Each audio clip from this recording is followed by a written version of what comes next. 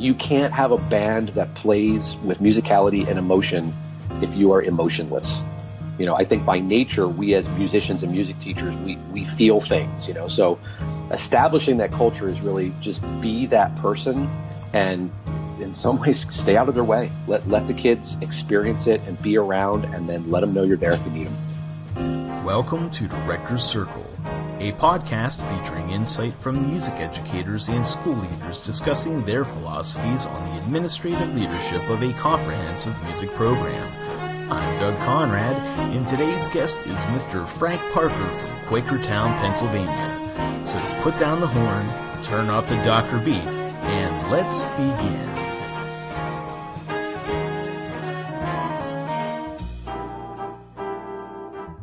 Hello, everybody, and welcome to Director's Circle. I'm Doug Conrad. Thank you for listening. If you are enjoying our episodes, please make sure to stay up to date on all future episodes by doing any of the following actions, whether you be an iTuner, a Googler, if those are words. But anyway, you can stay up to date by subscribing to our show on iTunes, Google Play Music, iHeartRadio, and even subscribing to our feed on YouTube under Director's Circle Podcast. If you are liking our show as well and would like to help us reach new listeners, you can also be active in that effort by sharing our show with others, having other people like our page on Facebook under Director's Circle, or even going to iTunes and giving us a 5-star review to help us reach new listeners. Any effort would be greatly appreciated, and you would be my all-time favorite person. So anyway, with dealing with leadership with this podcast, something special happened to me today and kind of really inspired me to get back into working with this episode. I attended a leadership conference, and one of the presenters was giving a speech with the theme of lighting the fire, and he had a quote that really stuck out to me about leadership with, "Your job as a leader is to light the fire, and the fire is the culture of which you set in your organization." And our guest today is certainly a man who does that, somebody who really works well with others and really is inspiring to those around him, whether you're a fellow educator or one of his students. His name is Frank Parker, and Frank is a director from Quakertown, Pennsylvania. He is well respected in the profession of music education and is a real staple for what we can build ourselves to become, and really just as what he is able to accomplish with his students is quite a remarkable thing. So anyway, a little bit more about Frank. Frank is the director of bands at Quakertown High School in Quakertown, Pennsylvania, and in his program, he teaches a wide range of ensembles, including 2 concert bands, 2 jazz bands, and the award-winning Panther Marching Band. As a highly sought-after conductor, Frank has also been featured as a guest conductor at many honors band festivals and has also directed his students in performances at several state and national level music education conferences. Hello, Frank. Thank you so much for joining us today. Hey, Doug, how you doing? I'm really a pleasure to be on with you. Yeah, glad to have you here. So, by the way, I know this is a big day. Thanks for taking the time out of it. This is your birthday. So, again, happy birthday. Thank you very much. Are you going to sing to me now? For our listeners, unfortunately, I don't want to spare them that. I think we're both saxophone players, right? You're right. We should probably stick to this. Okay. Yeah, stick to the singing. Yeah, that'd be the good point. But anyway, yeah, happy birthday. Thank you again for joining us. So now, to get into things a little bit, so could you please tell us a little bit about yourself and your professional background?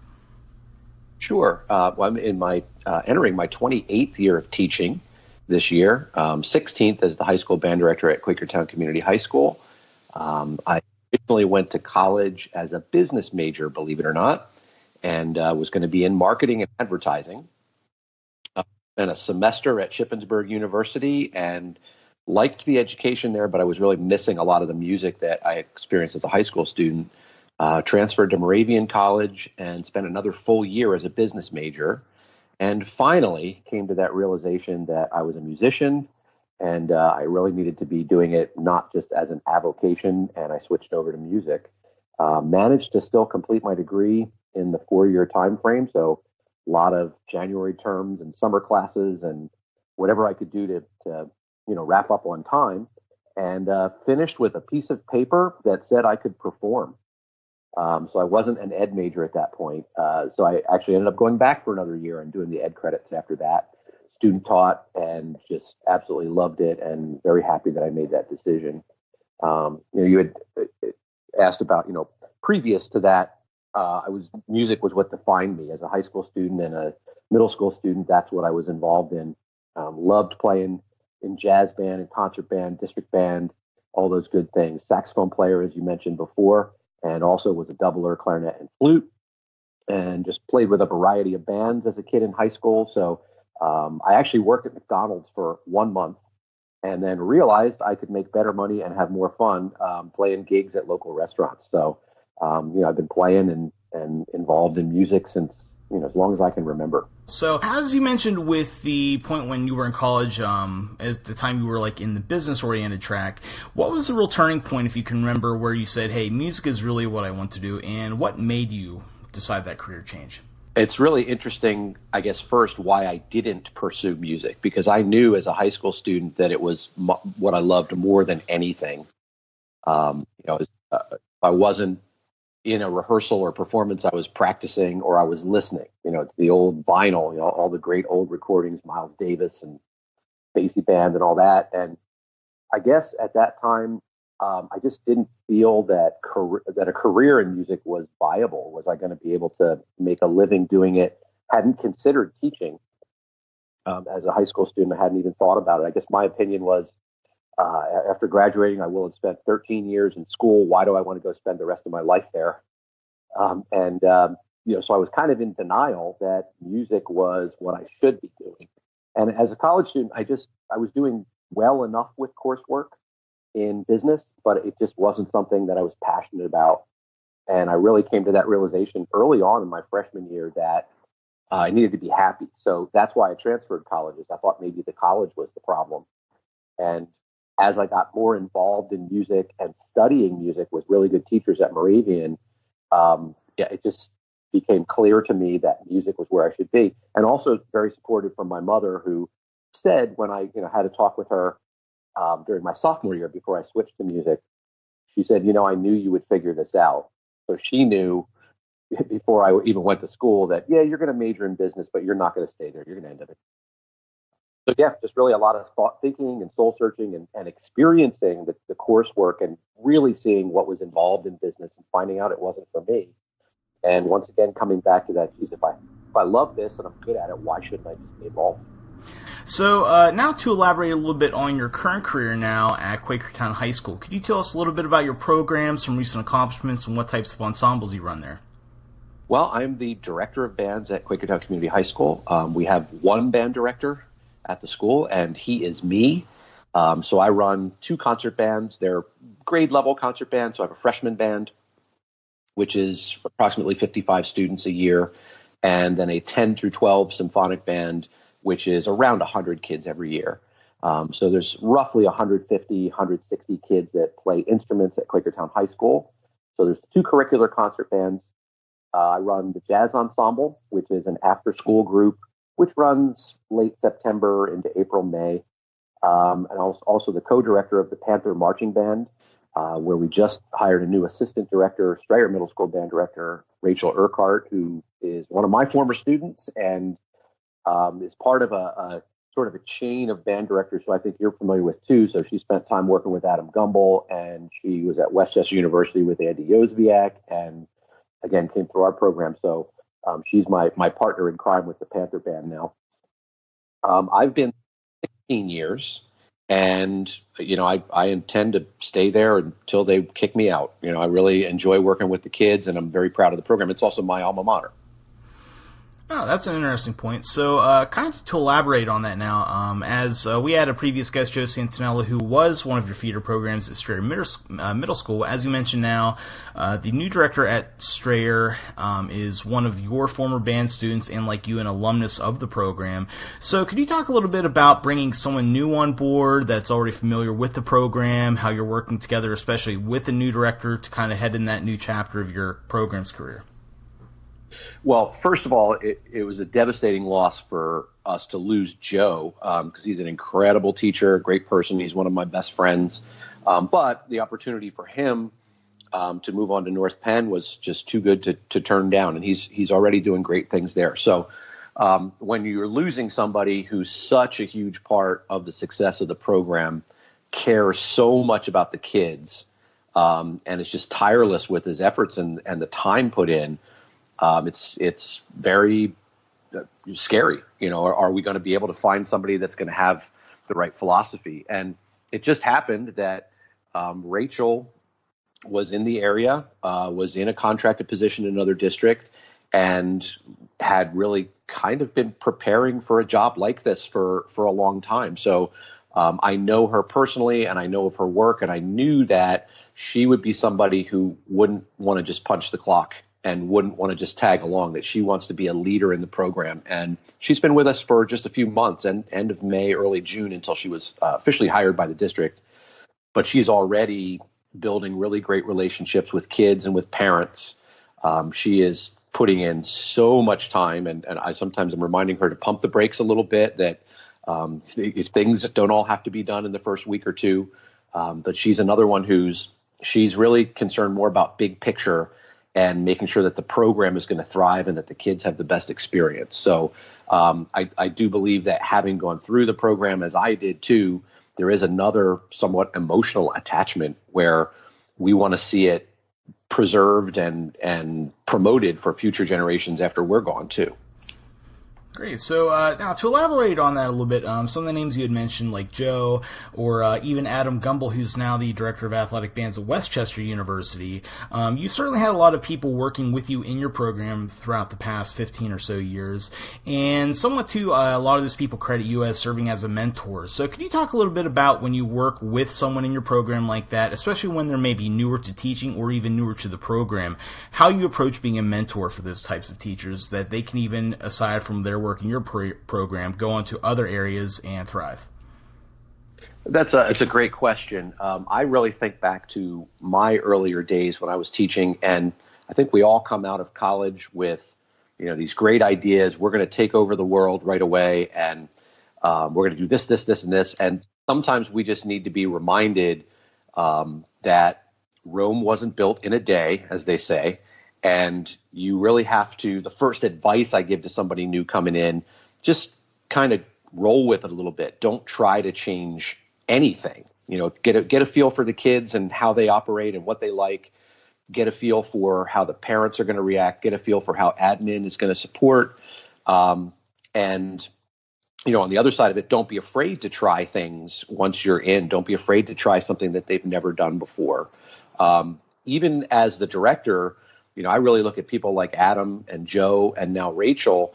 I'm learning as much from them as hopefully they're learning from me. I get to watch them with energy and experiences that I didn't have. So with Rachel, again, one of the first things I just reminded her was pump the brakes. Let's stay at the speed limit for a little bit here, and you and I together can talk about what are our dreams for this to make it even better. I feel fortunate to be in one position long enough and be successful in it, where all I'm really trying to do is share what are the things that I've done and what are the things that the kids have done that have allowed us to be successful. And then it's really up to that person what they take from it and what they're going to use and what they're going to discard. So to talk a little bit about even like how in that mentoring process you have learned as much from them, is there anything specific that you've learned from any of them, or anything you can give to us that maybe one of those previous people you've worked with, or even working with Rachel now, that you've taken into your own teaching practice? That's another great question. I don't know that I can think of specific, items or things or ideas. What I really take from it is more of the personal interaction. So I really watch and listen to how they're dealing with kids sometimes and see the great reaction. So all those people that you named and that I've been fortunate to work with, they're all just kid magnets. And so what is it about their personalities and their approach that make kids so comfortable with them and so willing to run through walls for them? I think the biggest thing, the traits that they all share and that I'm trying myself to model, is just being relentless in the pursuit of excellence, but doing it with love and compassion. So we want our bands to be the best they can be, but not at the expense of a kid. I don't want things to be perfect because I made them perfect. I want things to be the best they can because the kids love the music and they know that I love and care for them. all of those people, Joe and Adam and Rachel and Andy Yozviak before them.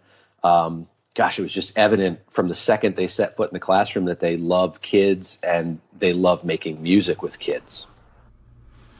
Cool. So now, to talk a little bit about your program at Quakertown with the different ensembles you mentioned, especially having 2 different levels of a concert band, could you talk a little bit about how you approach selecting repertoire for each ensemble? Do you do that all at the beginning of the year, or is that something that you gradually build upon throughout the programming of the year? All right, I'm going to use not a quote, but a paraphrase from Andy Yozviak, when he was the high school band director and I was teaching middle school. And we would talk about choosing music. And, I told him at that point, I said, I can't look at a whole year and say, we're going to play these pieces in December, and then we're going to play this concert in March and this in May. For me, it's an ever-evolving process. And what he said was, you're sort of like coming down from the mountain with the tablets carved in your hands. So almost waiting for divine intervention. And I don't really picture it that way, but I start with some grad work that I did maybe 8 or 10 years ago, a summer course through Villanova at that time, and it was with Frank Trace, the band director from Kansas State. And one of the things he asked us to do as a project during our week was come up with a 4-year repertoire list. So if you have kids 9 through 12th grade, regardless of what band they're in for those years, what are the pieces that they absolutely must perform during their 4 years? Because we know that there's so much great music out there now, and there's so much contemporary music where oftentimes we forget about the origins, the chestnuts of our rep. So I have a 4-year list that'll list year 1 these pieces, year 2, 3, 4, and then that way I'm making sure that every student who goes through 4 years with us, and most of the kids will stick it out for all 4, that they're going to play First Suite and they're going to play something Granger, and hopefully during that time, maybe it's Lincolnshire Posey, and that gives us all something to work for so that they're, working on the skills needed for that. So I start with that. I really like to listen to concerts at PMEA and at Midwest. And if I can get out to local schools where I know there's something really cool happening, some innovative rep, I really like to hear new music live. And oftentimes we'll talk to the composer a little bit just to kind of see, what the intent of the music was, or even if they have other things we haven't heard of yet. And I like to kind of mix in a bit of contemporary just to kind of push the kids a little bit and to change the ears. I think in sort of an overarching way of programming, I'm looking for each of the groups. I want at least one piece on the concert that's really going to stretch them, whether it's technically or whether it's emotionally, something that's going to be the utmost responsibility on their part to have to work to be able to perform well. And other than that, I try to program things that aren't going to require huge survival skills. I'd like to develop or demonstrate their musicality. I'd like to be able to work on just intonation and, having the kids be able to harmonically analyze the piece as best they can without, making it a complete music theory course. But when am I playing the third in a major chord? Bring that down 14 cents. When am I playing the fifth? What, if it's minor, what are the tuning characteristics? Also like to program things where we can, in rehearsal, play around with interpretation, where there are times where I don't conduct and I ask the students to make different choices. Maybe create a crescendo that's not in the music, and maybe instead of playing something as staccato as marked, let's try playing it with a different articulation. So I try to choose music that's not going to be. You can't program an entire concert that makes them sit on the edge of their seat just hoping they get all the notes right. So again, just kind of starting with the core repertoire that we all need to be playing, and then kind of filling it around. Also, making sure there's a march on every program. Making sure that we have a really nice tone piece. If there's something to tie in with another class, if they're studying something in history, and we could play, a movement for Rosa or something like that, I try to also make the music relevant. So now to dig in a little bit about beyond your program, but your own teaching in itself. So especially when you said you started out, you weren't always at the high school. You were first at another district, but then came to Quakertown, correct? Yes. Okay, so whenever you first started, you can maybe phrase this when you started at Quakertown, started at the high school, or even your first year as a teacher overall. But when you first started out, were there any pedagogical methods that you wish you knew more about when you first started teaching?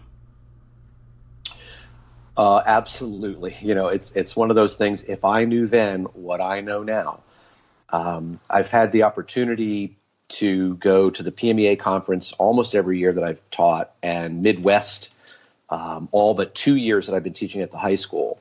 And any chance I get to go watch a rehearsal session, especially, I'm taking notes like crazy, just seeing how they're getting at things, because I believe that successful band directors, successful music educators, I think we all have in our ears and in our head what things should sound like. We're all familiar with the recordings. We've all played under great conductors. But what are the actual nuts and bolts activities we can do in rehearsal that are going to help the kids to learn how to do that? So I think probably the biggest thing, just in terms of musical elements, I really wish that I had known was how to teach kids to be rhythmically literate. So even at the high school level, in my top bands, rhythm is the number one killer when we're learning music. Kids are just not, and they will tell you, if you ask them what is your weakest area, they say, oh, rhythm, reading rhythm. So just the idea of what we've been doing, I kind of started playing around with maybe 6 or 8 years ago, rhythm exercises that would help them to read rhythm fluently. And I wish that when I started teaching, I would have had them just subdivide everything.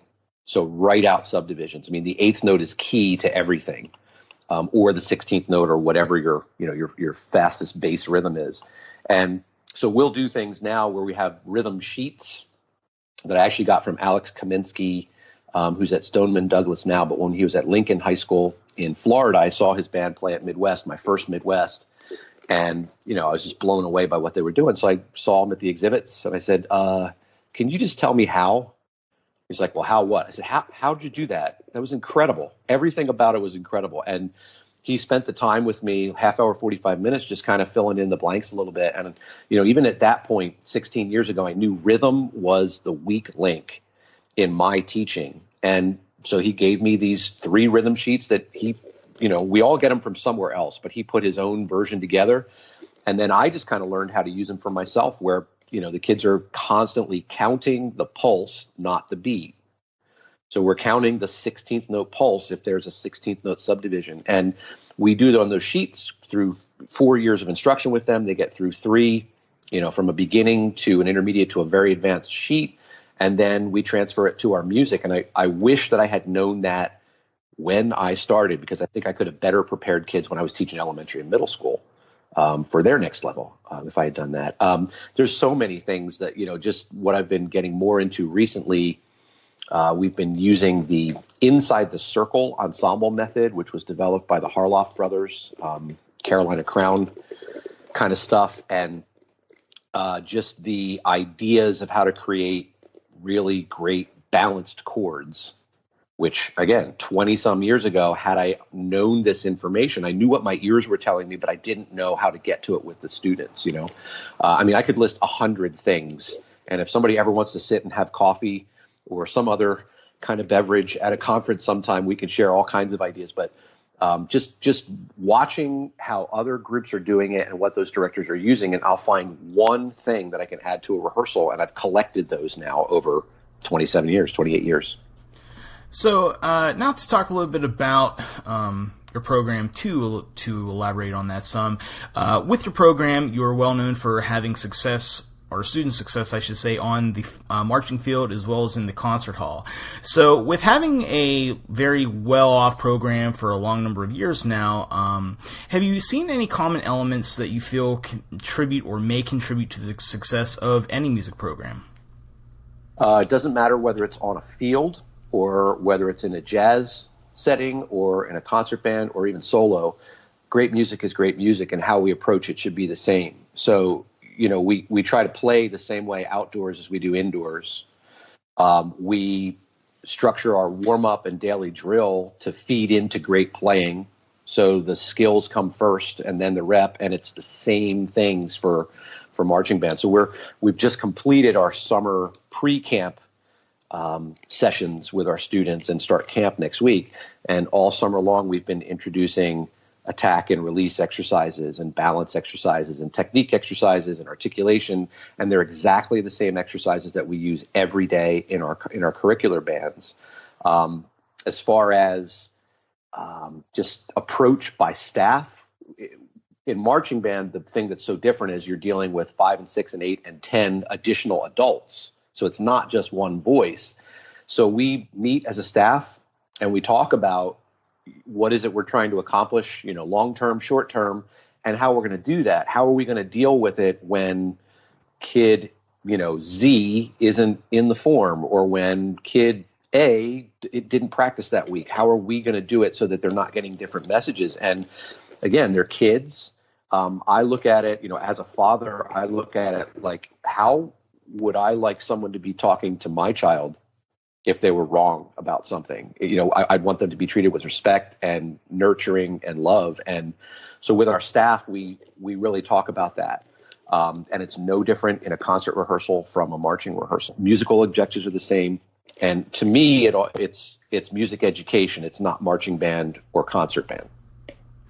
So I like how you mentioned there about the component of love, especially from like a parent standpoint. So that can really dive into any program as well, with amongst the students and even somewhat the staff, of really having a nice sense of community in it. So to elaborate on that some, how do you approach establishing a culture of love and respect into your program?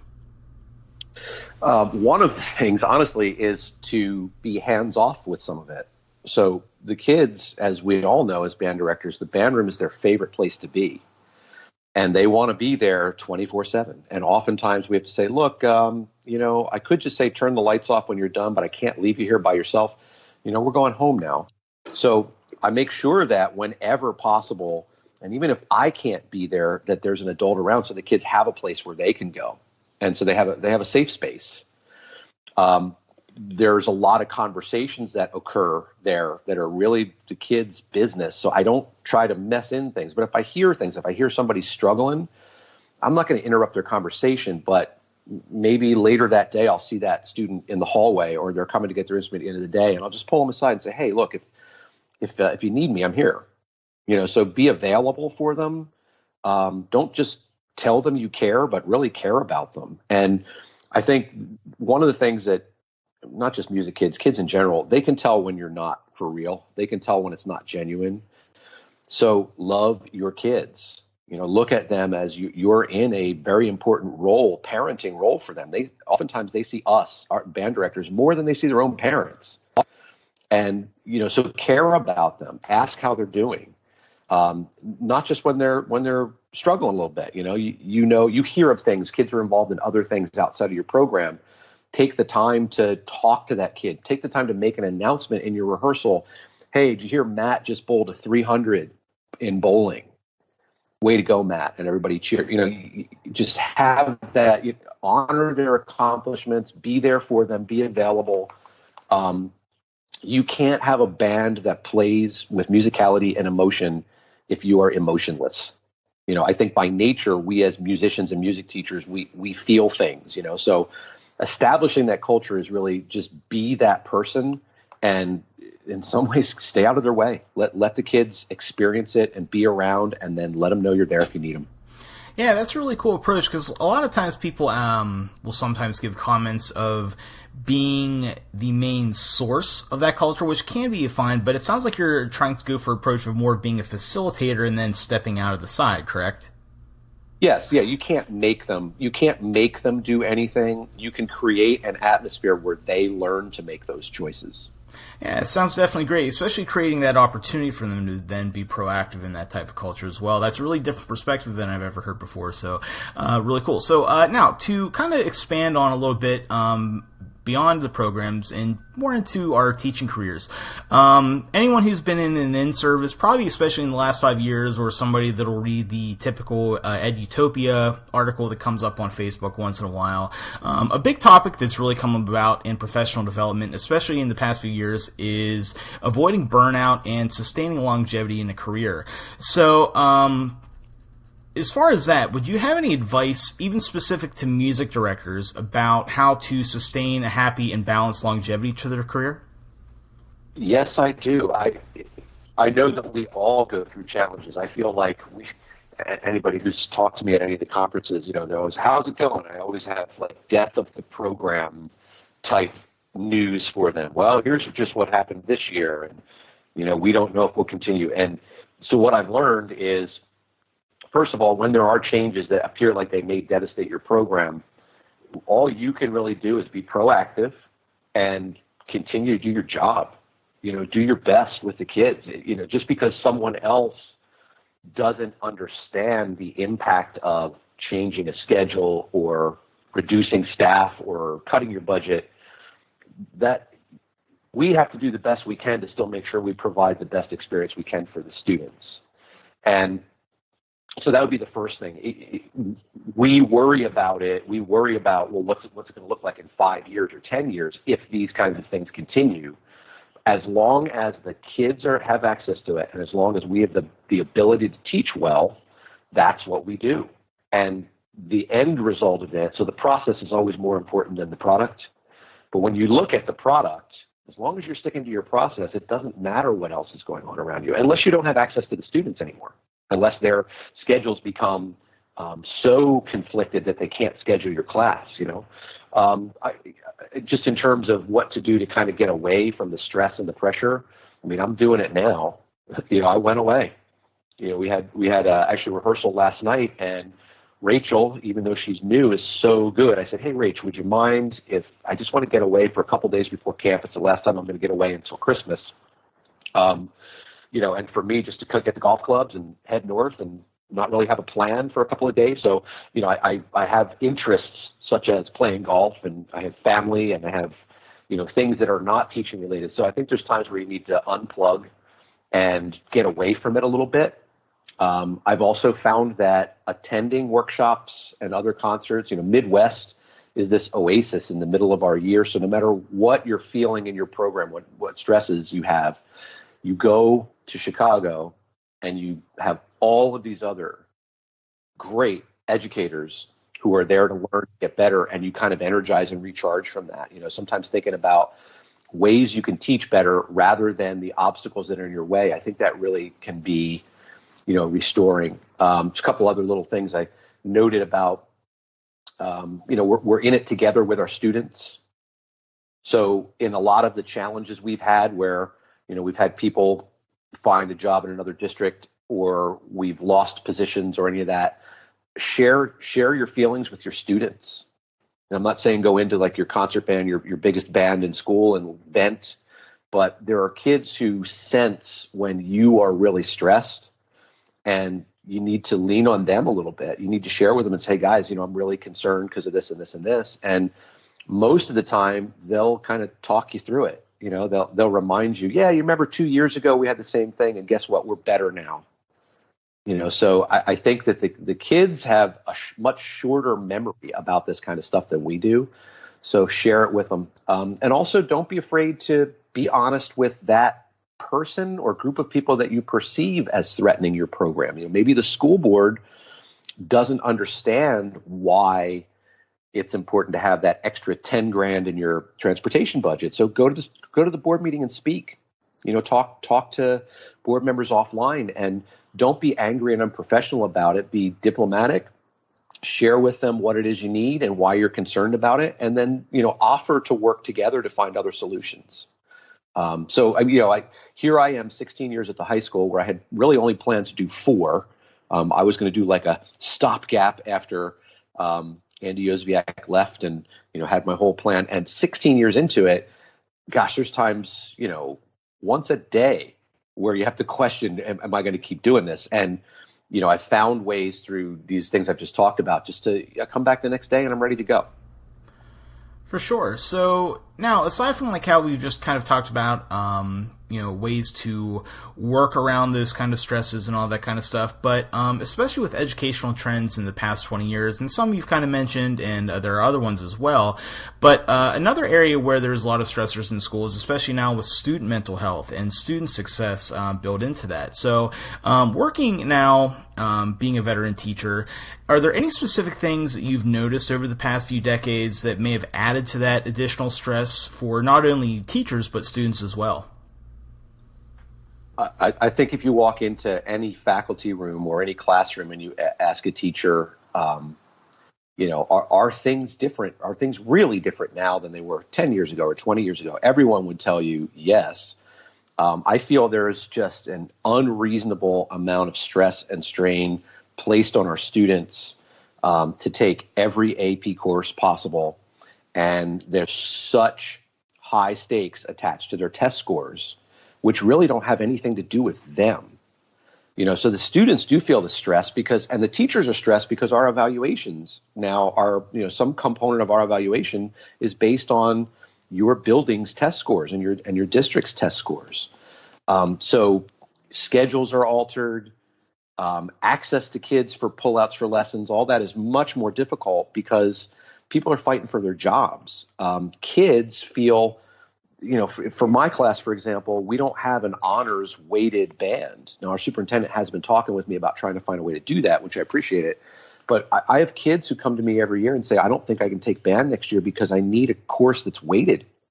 My transcript is not going to be, Harvard worthy or whatever. And, so I think they're being put under an enormous amount of pressure to achieve things that, in many people's opinion, really are meaningless.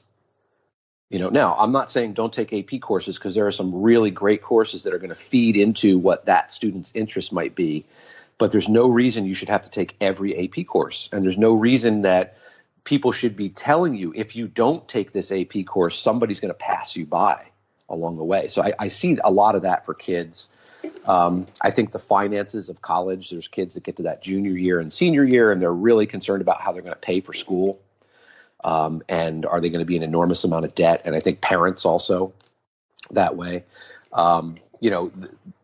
The changes that happen administratively in schools too, where as you're getting this newer breed of administrator who's being trained in managing the numbers, managing the data, if they're looking at students as data points and not people, I think you're taking the human element out of it. And education is about human elements. It's about building great citizens and hard workers and thinkers and people who care. And, the way that this testing is done and the way that the pressure is put on them, I think it really for a lot of them, it ruins their high school experience. For sure, and one thing I really took was how you mentioned with a lot of like the weighted things now, especially in band courses. Some schools might be able to have a way to get a weighted option with an honors ensemble or something like that. But even in a lot of schools, as you mentioned, that's a harder option to find sometimes. There are ways to work towards it. But what would you do specifically now, like to kind of ask you on how you may handle one of these situations? So let's say if I'm a student in your band, I am a sophomore. I come to you in maybe March or so and say, hey, Mr. Parker, I'd really like to still keep doing band. I love it. However, it could be a thing where I really need to take these AP courses, or it could even be I once had a friend who had a student that was in band, but they didn't drop just for the sake of having to take an AP class, but it would also be on the thing with those weighted classes contributing to something on their GPA to, like, say, if their goal is to be valedictorian. And actually by being in band or choir, which could be a non-weighted course, could actually lower their GPA even if they had all A's. So if a student came to you in that kind of situation, how do you go about handling that, or even offering support to the student and giving them those options?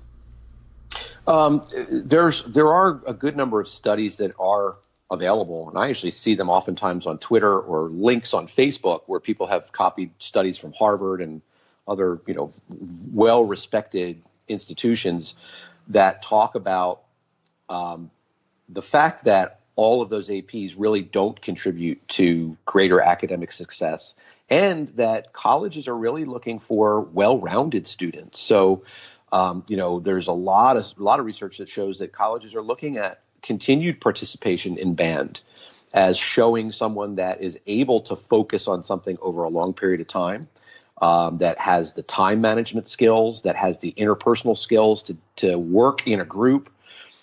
So I point those things out. And I mean, ultimately, we don't win all of those situations. I've lost some really, really great kids, and it's heartbreaking because the kid wants to play. That student wants to be involved. And, in that situation, I'm going to make sure that student knows I'm not angry with them. I don't want them to leave now resenting me because, I've told them they're a terrible person. I'm not going to do that. In a lot of cases, it's really just sitting with that student and saying, all right, what are your goals really? What do you hope to do down the road here? And why? How will this additional AP or this slightly more weighted towards your GPA course, how is that really going to benefit you? If you're in band, are you telling me you're not going to get into the university of your choice? If you're in band, are you telling me that you're going to fail when you go to college because you didn't have that one additional math course or whatever? And most times, the students just feel they feel stressed and pressured, and people are introducing the opportunity to take these other courses and making them sound so special and so important. The kids don't really know how to process that. So sometimes it's just sitting with them and talking through it and say, look, let's get a piece of paper, old school paper and pencil, and let's make a little chart here. So where are you now? Where do you want to be in 2 years when you go to college? What do you hope to do when you graduate? And a lot of times they'll see for themselves that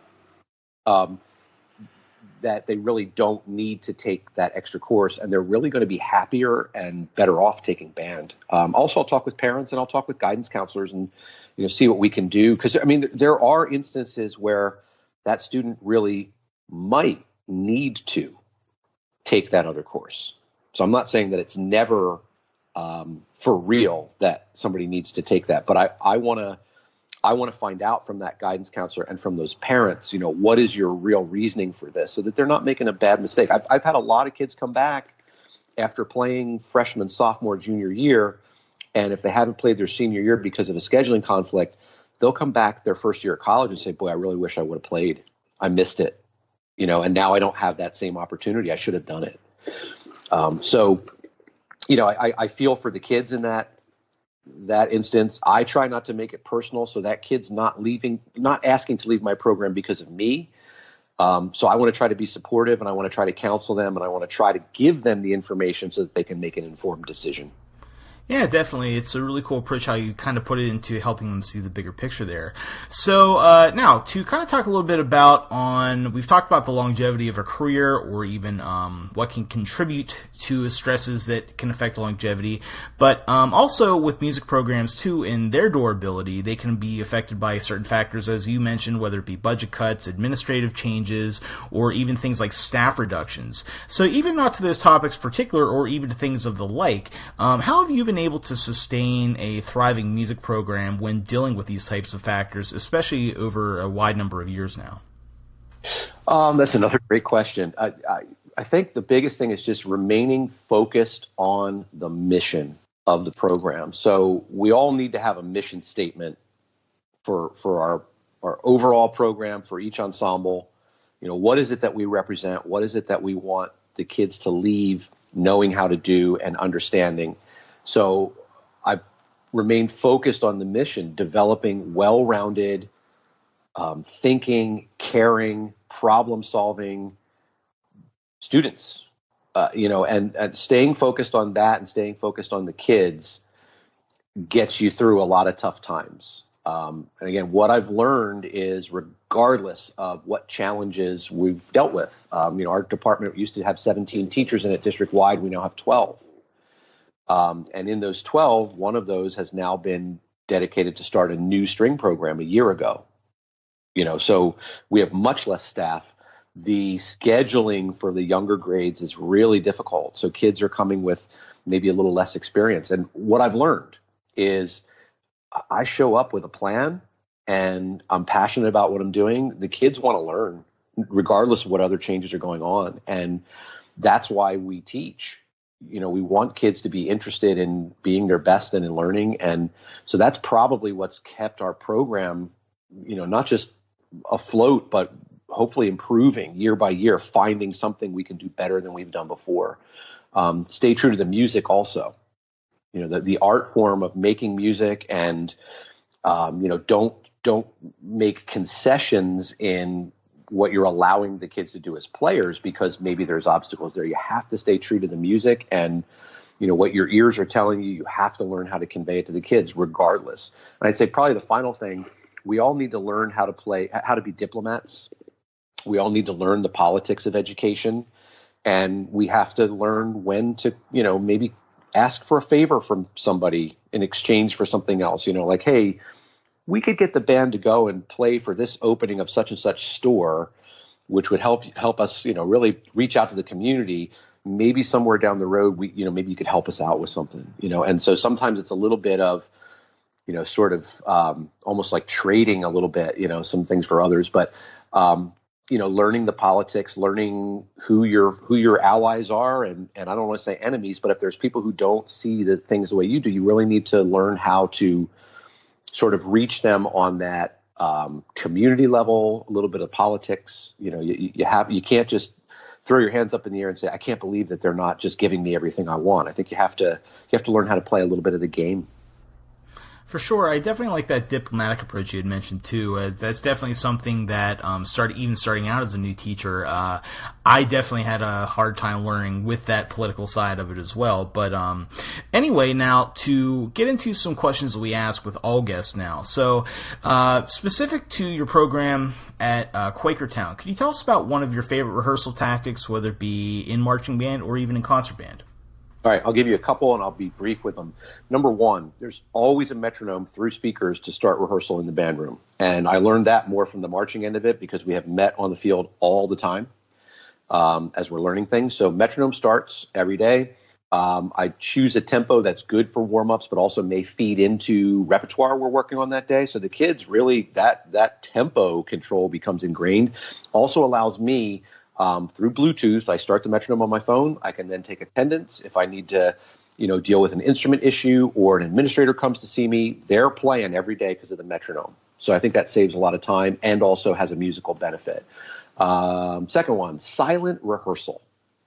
Learned this from Peter Boonshaft, who was my college conducting teacher and wind ensemble director, and I've had the opportunity to take a couple grad courses with him over the years. And one of the things he modeled when I was in college at Moravian, the silent rehearsal. And he didn't tell us he was going to do it. He just stood on the podium, held up a score, pointed to it, and started conducting. And all of the corrections and everything were done non-verbally for the entire probably hour before we took a break. And so I'll throw a silent rehearsal in. Finally, I talked about the rhythm issues earlier. So we will take what we're working on, subdividing on rhythm exercises. And in music, we'll have a play the pulse rehearsal. So no matter what's written in the piece, they're playing 8th notes or 16th notes for the entire chunk that we're repping. And also sizzling. So using the sizzle technique, I saw Craig Kirchhoff at a Midwest clinic many years ago teach that way. And rather than playing on the instruments, clearing up articulations and rhythmic issues, oftentimes by having the kids sizzle their parts, there's an opportunity to develop clarity. So those are probably my top four. So now, throughout your career, you've mentioned a lot of different changes in your teaching career, but also even during your time in college. So along that time, you've certainly had a lot of leaders along the way. So with that said, what leaders have inspired you in your career as a student or even as a teacher, and what lessons have you taken away from them? I will start from the beginning. So my first saxophone teacher as a beginning elementary saxophone player was David Kenny.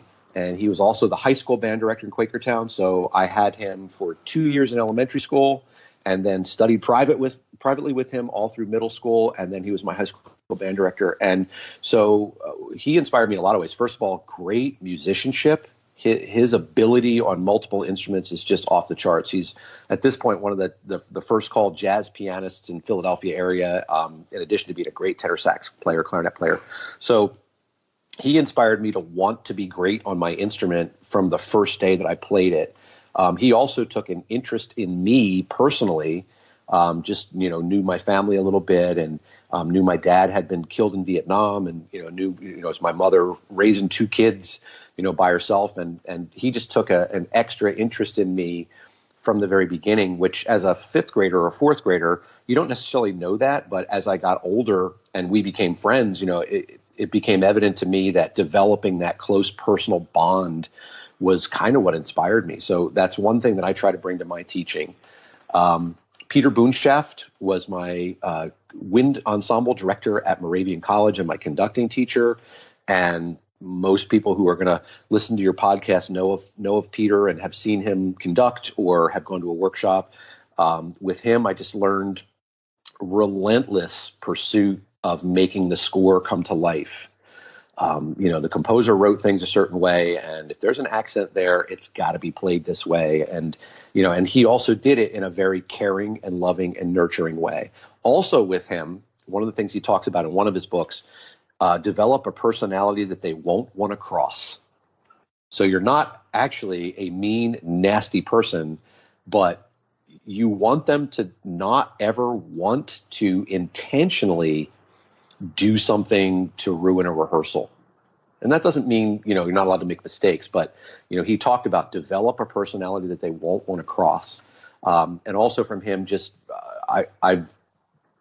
he inspired me to want to have better conducting hands. I never feel like my hands are very good. I think most of us are like, geez, if these hands would actually do what I want them to when I'm conducting. So sitting in his ensembles and studying with him and reading his books and going to workshops, I just learned so much from him. In terms of leaders that maybe aren't in a leadership position, I've learned and been inspired so much by everybody that I've worked with. So, Andy Yozviak, when he came to Quakertown, he just brought this whole new energy. And, again, the interaction with students was something that I wanted to develop. Adam Gumbel, the same thing. And, and Joe also, and now Rachel, I think they have inspired me to want to be a better teacher. I can't leave my mother out. Who's the most important leader in most people's life? Mom. So my mother, raising two kids by herself, my father was lost when I was 1 and my sister was 3. And here's this, young woman who just lost her husband who just let nothing get in the way. So I learned that, if you set your mind to something, there is no obstacle that you can't overcome. I really learned that from her. To this day, she still goes to all my concerts, so she's still a band mom too. So yeah, those would be the most influential people in my life. Yeah, that's definitely cool that you had mentioned your mom. Definitely having all that support too, going to your concerts. I'm kind of the same way. I think with my parents, we always joke around. They've been retired now for a few years, but I think ever since I was in high school, they've never missed a concert that I performed in or conducted, whether it be community band, high school, or whatnot I do in my career. So it's always cool to have that kind of support there, and she sounds like a great lady as well. So to kind of sidetrack a little bit now, you had mentioned with your high school band director really just pushing you to be the best you can be, really in that pursuit of excellence. And that's a wide that's actually a term that you and even in our previous episode with Joe had really mentioned about striving for in the pursuit of excellence within your program. So to kind of sidetrack on the side, if I were to ask you, what does excellence look like in a program? How do you define that? It's very broad first. So it'll look different in different programs, honestly. So I think the most recognizable sign of excellence in a program, this is going to sound kind of silly, but how does the band sound? How do they sound? Like, do they sound the way, if you are listening and you have this great idea of what this piece sounded like when Frederick Fennell conducted it, how does this high school band sound when they play it? I think you can look at, if you want to look and not listen when you hear that same ensemble, what do the students look like when they're performing? Are they having fun? Do they look like they're enjoying the music? Do they look scared? So I think it looks like kids just having a joyful time playing the music, and I think your ears tell you. This is an interesting question because in our district, as we're adding a string program, and we're talking about, well, how do we continue to have our choir program and band program thrive as we're adding a third head to the monster. Administrators have asked, well, what does a great program look like? And we're still, as a staff, as a faculty, we're kind of, how do you quantify it? We're trying to put down what are words, what are achievements, what are outcomes beyond high school for kids. So I don't know necessarily how to actually quantify it. I just know what my ears tell me. So when I go to PMEA and I hear all these great bands, I mean, last year I heard Seneca Valley and North Hills that just like knocked the roof off the place, and I know those directors and I know that they're passionate and I know they care about their kids. And, my ears told me that these groups were excellent. They were great. My brain tells me that they're great because their directors are relentless in their pursuit of making great music with kids. My heart tells me that they care about their kids, and that's why the kids are willing to do it. So maybe that's what excellence looks like. For sure. So to build on that a little bit, you've kind of talked about how their directors could be an influence. So if you had to summarize qualities or even 3 words to describe a outstanding leader of a music program, what would those words be? 3 words would be love, vision, and persistence. Excellent. So how would you build on the topic of persistence? Because I know that is something you've talked about even some with Joe in his past work, as far as just having that persistence, whether it be in the pursuit of excellence or even on something with developing that. So how would you define persistence as a quality of an educator? Never give up, never give in. One of our athletic one of our coaches at our school, Kurt Handel, who's a great wrestling coach, has been the wrestling coach at Quakertown High School for many years and very successful program, will often take a photo and tweet it before a football game.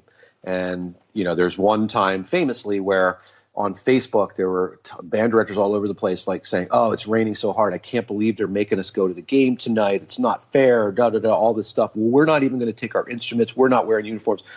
And Kurt tweeted a photo of our band in full uniform with the rain jackets, pouring rain, walking into the stadium, and underneath it, hashtag no grit, no quit, or all grit, no quit.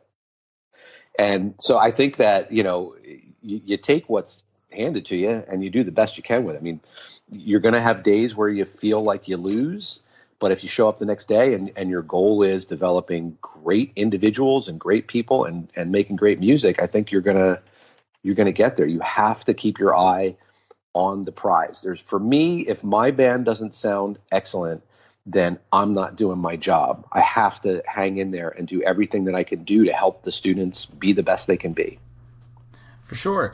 So now, to kind of talk about music teaching in general, whether it be a choir director, elementary music teacher, or even in our profession as band directors, if you had any general advice to give music teachers to help their students thrive, what would that be? All right. Number 1, continue learning. In schools, we talk a lot about lifelong learners, and I think every faculty meeting I've been to in the past 27 years, at some point, the words lifelong learning is in there. So continue learning and observing. No matter how much we think we know, there's so much more out there that we don't know. So find opportunities to observe great teachers and great groups. Read. So find whatever publications, PMEA Journal, and the books by great conductors and teachers, and just read everything you can read. Ask questions of your colleagues. If you've seen a performance where you think the group, choir, band, orchestra, whatever is great, call that director, make contact. Say, hey, would there be a time where I could come and meet with you and I'll buy you lunch? I'd like to pick your brain. So for new teachers especially, making sure they know they're not in it alone. There's a tremendous support group and there's a tremendous amount of information out there for them. Second thing, set high standards for yourself. Be the best conductor you can be. Be organized. If something doesn't go well in rehearsal today, be prepared for it tomorrow. If something isn't working, find a way to make it work. Find another way to get to it. Don't blame the kids. Don't blame the parents. Don't blame administration. Ultimately, the success of your students and your group is up to you. So don't let the feelings of, well, this is hopeless, I can't do this way. No. You are in control of what happens in your classroom. And I think finally, this is a lifestyle choice, not a career choice. So be available 24/7. And you have to sometimes shut down and be offline, but be available 24/7 whenever possible so that your students know you're available, and offer them extra help. Don't force extra ensemble time, but offer, hey guys, I'll be here Sunday afternoon. Come on in if you want some help. I think if you develop that work ethic as a new teacher, as a young teacher, you're going to carry that through your whole career, and you're going to notice that you have a lot of success. Sure. So now to wrap things up, we can talk about this as sometimes guests have talked about this when they've retired, or even when a student leaves their program to graduate. So ultimately, when a time comes, whenever you are done working with a student, whether it be through graduation or at the time of your retirement, how do you like to be remembered as a leader for your music program? Another great question. Is this going to be like my eulogy? So on the tombstone, I'd like to have this carved. Actually, I mean, probably the number one thing, again, it ties back into the culture that I'm trying to, create and maintain. And that's love and joy. So I'd like to be remembered as somebody who loved every second of teaching and, performing, that it was a joyous experience. Some friends of mine, I don't want to attribute it to the wrong person, so I won't say who I think, but somebody had said they won't remember what they played. They'll remember how you made them feel. So, yeah, sure, I'd like them to remember they just played Lincolnshire Posy.